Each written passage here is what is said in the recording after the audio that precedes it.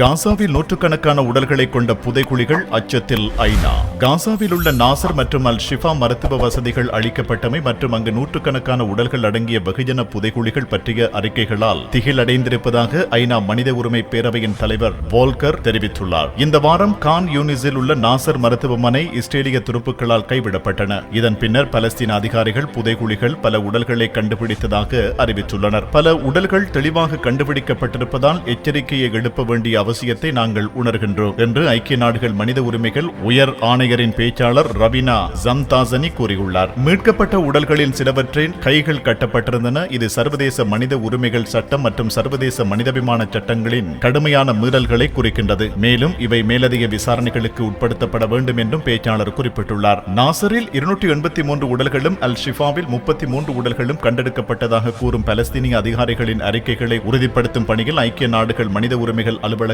செயற்பட்டு வருவதாக அவர் மேலும் கூறினார். அந்த அறிக்கைகளின்படி சில உடல்கள் கழிவு குவியல்களுக்கு அடியில் புதைக்கப்பட்டன. மேலும் பெண்களும் முதியவர்களும் அதில் அடங்குவர். காசாவில் ஹமாஸ் நடத்தும் சிவில் அவசர சேவை நேற்று நாசரில் உள்ள ஒரு வெகுஜன புதைகுழியில் மொத்தம் 310 உடல்கள் கண்டுபிடிக்கப்பட்டுள்ளன என்றும் மேலும் 2 புதைகுழிகள் அடையாளம் காணப்பட்டுள்ளன, ஆனால் இன்னும் தோண்டப்படவில்லை என்றும் கூறியது. எனினும் ஹமாஸ் போராளிகள் மருத்துவமனைகளை தளமாக பயன்படுத்துகின்றனர் என்றும் அல் ஷிஃபாவில் சுமார் 200 போராளிகளை தமது படைகள் கொன்று பொதுமக்களுக்கு தீங்கு விளைவிக்காமல் தவித்ததாக இஸ்ரேல் கூறுகின்றது. சுமார் 1.2 மில்லியன் பொதுமக்கள் ஒன்று கூடியுள்ள ரஃபா மீதான முழு அளவிலான ஊடுருவலுக்கு எதிரான எச்சரிக்கைகளையும் அவர் மீண்டும் மீண்டும் கூறினார். இது மேலும் அட்டூழிய குற்றங்களுக்கு வழிவகுக்கும் என்றும் அவர் எச்சரித்துள்ளார். ஹமாஸ் மீதான இஸ்ரேலின் போர் அக்டோபர் 7ஆம் தேதி தொடங்கியதிலிருந்து ஆக்கிரமிக்கப்பட்ட மேற்கு கரையிலும் வன்முறைகள் அதிகரித்துள்ளன. இதற்கிடையில் நர்சம்ஸில் பாதிக்கப்பட்ட சிலர் வெளிப்படையான சட்டத்துக்கு புறம்பான மரண தண்டனைகளால் கொல்லப்பட்டதாக ஐக்கிய நாடுகளின் மனித உரிமைகள் அலுவலகத்துக்கு